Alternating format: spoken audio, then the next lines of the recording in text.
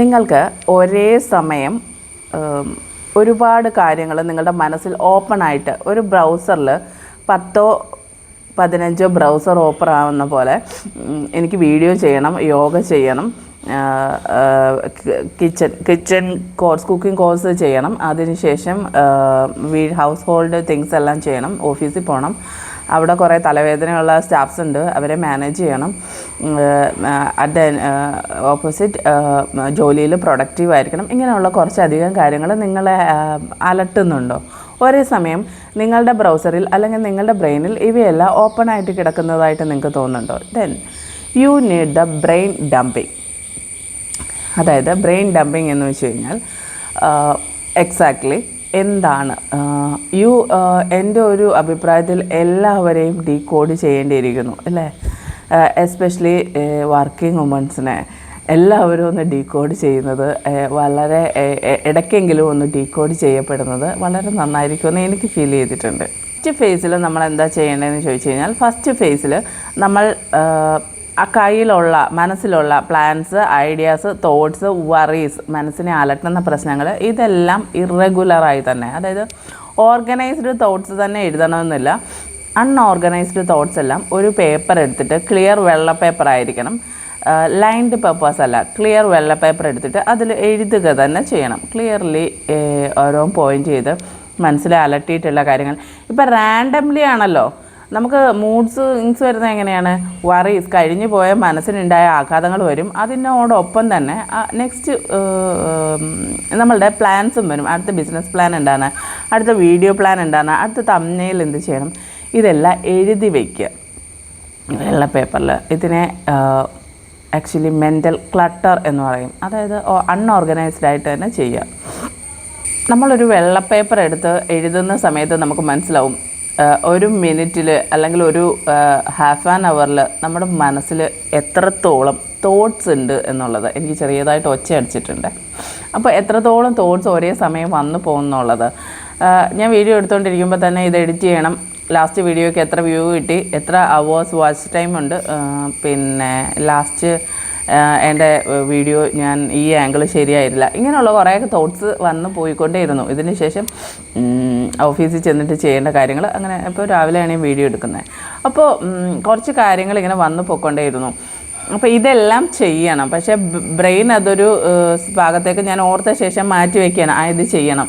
പക്ഷെ ആ ഒരു ഓർമ്മകൾ തന്നെയാണ് എക്സാക്ട്ലി നമ്മൾ ഒരു ദിവസം ഓർഗനൈസ്ഡ് ആവുന്നത്. രാവിലെ എഴുന്നേൽക്കുമ്പോൾ അയ്യോ കുട്ടികളുള്ളവരാണ്, അവരുടെ സ്കൂളിൽ വിടണം, അവരുടെ സ്കൂളിൽ ഇത് ഹസ്ബൻഡ് ഇന്ന പോലെ, ഹസ്ബൻഡ് ഇന്ന് മീറ്റിംഗ് ഉണ്ടെന്ന് പറഞ്ഞിരുന്നു, പുള്ളിയെ അലേർട്ട് ചെയ്യണം, ഇല്ലേ? നമ്മൾ പല കാര്യങ്ങളിലും അങ്ങനെ രാവിലെ ഓർക്കുന്നത് കൊണ്ട് തന്നെയാണ് ഇന്ന സമയത്ത് അത് ചെയ്യണം എന്ന് റീതിങ്ക് ചെയ്ത് ചെയ്യുന്നത്. അതൊരു നല്ല പ്രവണത തന്നെയാണ്. പക്ഷേ ഞാൻ ഈ യൂട്യൂബിൽ വീഡിയോ എടുത്തുകൊണ്ടിരിക്കുമ്പോൾ തംബ്നെയിൽ ഉണ്ടാക്കുന്ന ഓഫീസിൽ പോകുന്ന ആലോചിച്ചുകൊണ്ടിരുന്നാൽ എനിക്ക് ഫുള്ളി ഡെഡിക്കേറ്റഡ് ആവാൻ പറ്റത്തില്ല. അതുകൊണ്ടാണ് ഞാൻ പറഞ്ഞത് ഒരു പേപ്പറിലേക്ക് എഴുതി വയ്ക്കുക.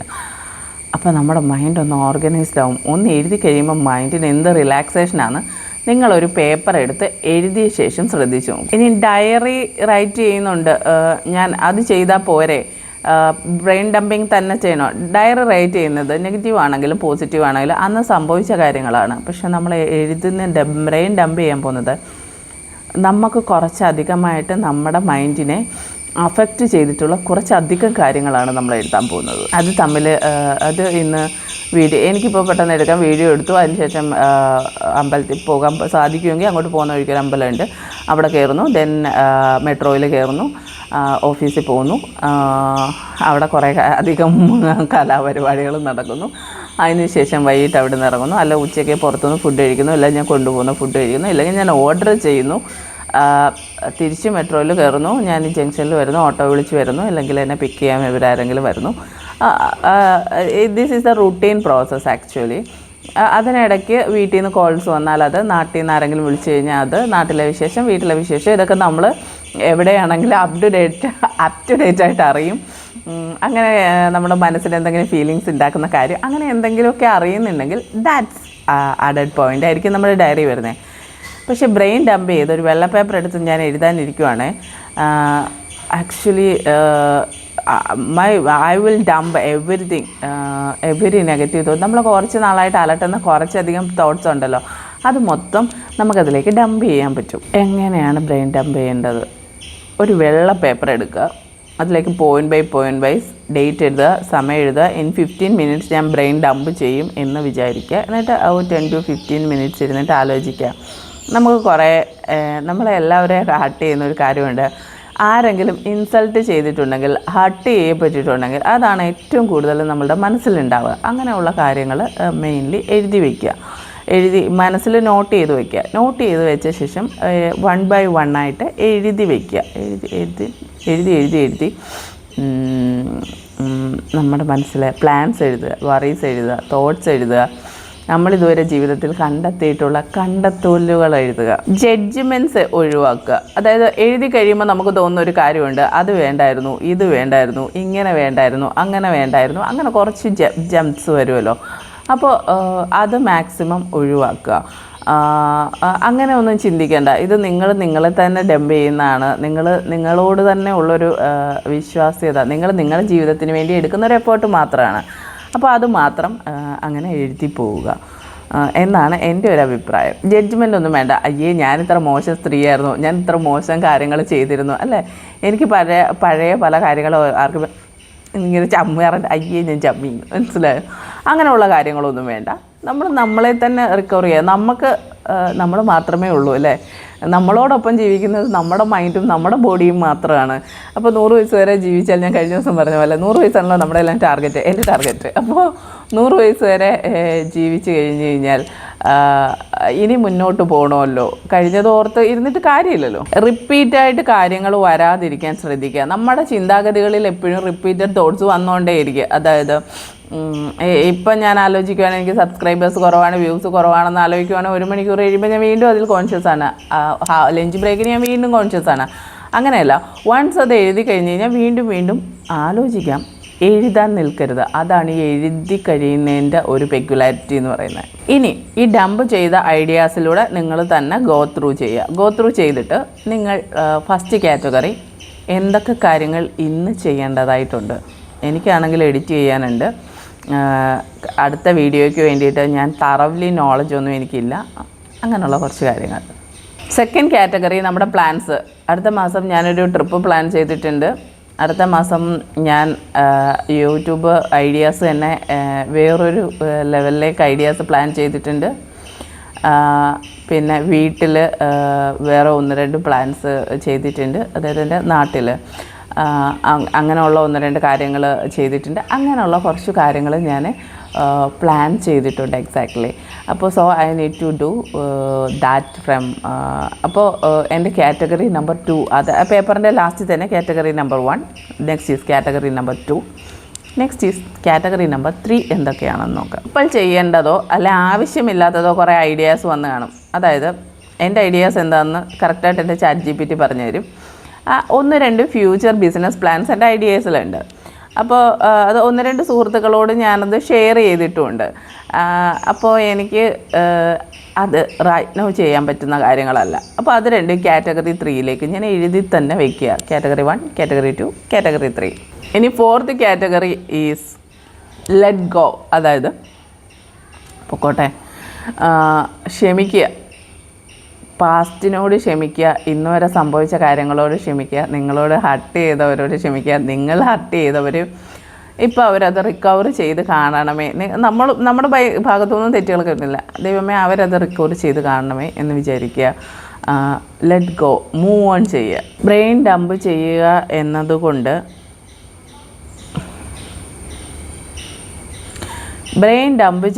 എന്നതുകൊണ്ട് നിങ്ങളൊരു ടു ഡു ലിസ്റ്റ് തയ്യാറാക്കി എന്നല്ല. മനസ്സിന് ആശ്വാസം കിട്ടി, മനസ്സിലെ എല്ലാ കാര്യങ്ങളും മാഞ്ഞു കിട്ടി. അതാണ് ആക്ച്വലി അതായിരുന്നു എക്സാക്ട്ലി സംഭവിച്ചത്. നിങ്ങളൊന്ന് ട്രൈ ചെയ്ത് നോക്കിയാൽ നിങ്ങൾക്ക് കിട്ടുന്നൊരു റിക്കവർനെസ് എന്ന് പറയുന്നത് അത് വേറൊരു ലെവലാണ്. നമ്മളെല്ലാവരും ഫ്യൂച്ചറിനെ പറ്റി പേടിക്കുന്നുണ്ട്. കാരണം ഞാൻ മുമ്പേ പറഞ്ഞ പോലെ 100 വയസ്സ് വരെ ആയിരിക്കാം ജീവിക്കുന്നത്. ഇനിയും പറയുന്ന പോലെ എൻ്റെ കാരണവേഴ്സ് എല്ലാം 76-നും 83-നും ഇടയ്ക്ക് മരിച്ചതാണ്. അപ്പോൾ ഞാനും ആ പ്രായം വരെ ആയിരിക്കും ജീവിക്കുന്നത്. ഞാൻ ചെയ്ത് ജീവിക്കാൻ പോകുന്നത് 60 വയസ്സ് വരെ ആയിരിക്കും. എനിക്ക് കുട്ടികളുണ്ടായ അവരെ പിന്നെ പഠിപ്പിക്കണം, വളർത്തണ്ടേ, ഇല്ലെങ്കിൽ എനിക്ക് ഒറ്റയ്ക്ക് മാനേജ് ചെയ്യണ്ടേ, ഇങ്ങനെയുള്ള കുറേ തോട്ട് പ്രോസസ്സിൽ നമ്മളെല്ലാം കുടുങ്ങി. അത് എൻ്റെ ഓഫ് ദി നമ്മുടെ ലോങ് ടൈം പ്ലാൻസ് ഇതൊക്കെ തന്നെയല്ലേ. എത്ര ട്രിപ്പ് പോയാലും എന്ത് സമ്പാദിച്ചാലും ഇതൊക്കെ തന്നെയല്ലേ. അപ്പോൾ നമ്മൾ ഊഹിക്കുന്ന ഒരു കാര്യങ്ങൾ ചെയ്യണം. അതായത് എങ്ങനെയാണ് അതിൽ എഴുതി വെച്ച ശേഷം ഇതെൻ്റെ കൺട്രോളിലാണോ, എൻ്റെ ആയുസ് ഇന്ന വരെയെന്ന്. എൻ്റെ കാരണവന്മാരൊക്കെ ആ കാറ്റഗറിയിൽ മരിച്ചതുകൊണ്ട് എൻ്റെ കാരണവേഴ്സൊക്കെ ശരിക്കും ആ സമയത്താണോ മരിച്ചത്, അല്ലെങ്കിൽ എല്ലാ കാര്യങ്ങളും അങ്ങനെ നമ്മുടെ കൺട്രോളിലാണോ? പക്ഷേ എൻ്റെ ഫാദർ 52 വയസ്സിൽ മരിച്ചു. അപ്പോൾ ജീവിച്ചിരുന്നെങ്കിൽ ഞാൻ എപ്പോഴും കാൽക്കുലേറ്റ് ചെയ്യാറുണ്ടായിരുന്നു, ജീവിച്ചിരുന്നെങ്കിൽ ഇപ്പോൾ 65 വയസ്സൊക്കെ കഴിഞ്ഞേനും അച്ഛന്. അപ്പോൾ അങ്ങനെയും സംഭവിക്കുന്നുണ്ടല്ലോ. അപ്പോൾ ഇതൊന്നും നമ്മുടെ കൺട്രോളിലല്ല. ഇനി നമ്മുടെ കൺട്രോളിൽ എന്താണുള്ളത്? അതുവരെ ജീവിക്കുകയാണെന്നുണ്ടെങ്കിൽ ഈ നിൽക്കുന്ന കരിയറിൽ 5 വർഷത്തേക്ക് എനിക്ക് എന്തായിരിക്കും ഗ്രോത്ത്, 5 വർഷത്തിൽ ഞാൻ എവിടെയായിരിക്കും, എന്തൊക്കെയായിരിക്കും ഇനിയും സംഭവിക്കാൻ പോകുന്നത്, ഇങ്ങനെയുള്ള കുറച്ചധികം കാര്യങ്ങൾ നമ്മൾ എഴുതി തന്നെ വയ്ക്കുക. എഴുതി തന്നെ വെച്ച് കഴിയുമ്പം എൻ്റെ കൺട്രോളിലും എനിക്ക് മാനേജ് ചെയ്യാൻ പറ്റുന്ന എൻ്റെ സ്പെൻഡിങ് കൾച്ചറ്, ഇത് മണിയുടെ കാര്യം. ഇനി ഹെൽത്തിൻ്റെ കാര്യത്തിലാണെന്നുണ്ടെങ്കിൽ in the 30s itself I have enough. Last ഇയറിൽ ഞാൻ ഏതാണ്ട് 3 സർജറി ചെയ്തു, എന്നിട്ടും ഞാൻ പിടിച്ചു നിന്നു എന്നുള്ളത് എനിക്ക് എന്നോട് തന്നെ റെസ്പെക്റ്റ് തോന്നി. കാരണം 2 എണ്ണത്തിന് എനിക്ക് ഇൻഷുറൻസ് ഒന്നും കിട്ടിയില്ല. അപ്പോൾ എനിക്ക് ഭയങ്കരമായ ഫിനാൻഷ്യൽ പ്രശ്നങ്ങളുണ്ടായി, ആരോഗ്യ പ്രശ്നങ്ങളുണ്ടായി. എനിക്ക് കണ്ണാടി നോക്കുന്നത് തീരെ ഇഷ്ടമല്ലാണ്ടായി. കാരണം ഞാനെല്ലാം 2 മന്ത്സിൽ എൻ്റെ ഹെയർ സെറ്റ് ചെയ്യാറുണ്ടായിരുന്നു. ആ ഒരു സമയത്ത് എനിക്ക് 6 മാസത്തോളം സെറ്റ് ചെയ്യാനൊന്നും പറ്റിയില്ല ഹെയർ. അപ്പോൾ ഇതൊന്നും നമ്മളുടെ കൺട്രോളിൽ നിൽക്കില്ല എത്ര പ്ലാൻ ചെയ്താലും എന്നുള്ളത് എല്ലാം സത്യം അക്സെപ്റ്റ് ചെയ്യുക. എങ്കിലും ഒരു ടു ഡു ലിസ്റ്റ് എപ്പോഴും ഉണ്ടായിക്കൊണ്ടേയിരിക്കട്ടെ എല്ലാവരുടെയും ജീവിതത്തിൽ. കാരണം അച്ചീവ്മെൻറ്റ്സ് എല്ലായ്പ്പോഴും എഴുതി വെച്ച് വ്യക്തമായി പ്ലാൻ ചെയ്ത് അങ്ങനെ തന്നെ മുന്നോട്ട് പോകട്ടെ എന്നാണ് ഞാൻ പറയുന്നത്. എൻ്റെ വ്യൂ പോയിൻ്റാണ് ഇത്. ഈ നൈറ്റിൽ ഒരു ടു ഡു ലിസ്റ്റ് ക്രിയേറ്റ് ചെയ്യുക നാളത്തേക്കുള്ള. Be prepared before that. കാരണം ഒരിക്കലും ഞാൻ ബിഫോർ ദ ഡേ പ്ലാൻ ചെയ്തില്ലെങ്കിൽ ഞാൻ ജിമ്മിൽ പോകത്തില്ല, നടക്കത്തില്ലത്. Before the day yoga practice ചെയ്യാനുള്ളൊരു ഡ്രസ്സ് കംഫർട്ട് എൻ്റെ കയ്യിലില്ല, അല്ലെ യോഗ മാറ്റ് ഞാൻ കാണുന്ന ഒരു ദൂരത്തിലില്ല എന്നുണ്ടെങ്കിൽ ഞാൻ രാവിലെ എടുത്ത ബ്രീത്തിങ് എക്സസൈസ് പോലും ചെയ്തില്ല. ഇപ്പോൾ എനിക്ക് പനിയാണ്, അതുകൊണ്ട് ഒന്നും ചെയ്തില്ല. അങ്ങനെയുള്ള കണ്ടീഷൻസ് ഒഴിച്ച് കഴിഞ്ഞാൽ ബിഫോർ ദ ഡേ നിങ്ങൾ ഡേ പ്ലാൻ ചെയ്യുക. അതിനനുസരിച്ച് നമുക്കെന്താ വെച്ച് കഴിഞ്ഞാൽ രാവിലെ അത്രയധികം ക്ഷീണം കുറഞ്ഞിരിക്കും എന്നാണ് ഞാൻ പറഞ്ഞത്. ഇനി രാവിലെ ഒരു യോഗ അല്ലെങ്കിൽ നിങ്ങൾക്ക് ഇഷ്ടമുള്ള ഒരു എക്സസൈസിന് ശേഷം you must have A plan. പോകുന്ന വഴിക്ക് അങ്ങോട്ട് ഇത് ഈ കാര്യങ്ങളെല്ലാം ഉണ്ടായിരിക്കണം. ഇതെല്ലാം കറക്റ്റായിട്ട് ചെയ്യുകയും വേണം. അപ്പോൾ എന്താണെന്ന് വിചാരിച്ചു കഴിഞ്ഞാൽ നമ്മളിങ്ങനെ ചെയ്യുക. നമ്മളുടെ തോട്ട്സ്, അതായത് ഞാൻ വീഡിയോ എടുക്കുമ്പം വേറൊരു വിചാരം എൻ്റെ മനസ്സിൽ വരാതെ വീഡിയോ എടുക്കാൻ കഴിയുക എന്ന് പറയുന്ന വലിയ കാര്യമാണ്. വേറൊന്നും സംഭവിക്കാതെ ഇത് എഡിറ്റ് ചെയ്യാനിരിക്കുമ്പോൾ തംബ്നെയിലും SEOയും മാത്രം കോൺസെൻട്രേറ്റ് ചെയ്ത് ഇത് ചെയ്യുക എന്ന് പറയുന്നത് എന്നെ സംബന്ധിച്ചിടത്തോളം വലിയ കാര്യമാണ്. ഓഫീസിൽ ചെന്ന് കഴിഞ്ഞാൽ മറ്റൊരു കാര്യവും നാളത്തെ വീഡിയോ എന്തായിരിക്കണമെന്ന് ചിന്തിക്കാതെ ഇന്ന് തന്നെ ഇരുന്നത് ചെയ്യുക എന്ന് പറയുന്നത് എന്നെ സംബന്ധിച്ചിടത്തോളം വലിയ കാര്യമാണ്. എൻ്റെ വീഡിയോ ഇഷ്ടപ്പെട്ടു എന്നുണ്ടെങ്കിൽ നാളെ അടുത്തൊരു വീഡിയോയുമായിട്ട് ഞാൻ വരുന്നതായിരിക്കും. Thank you.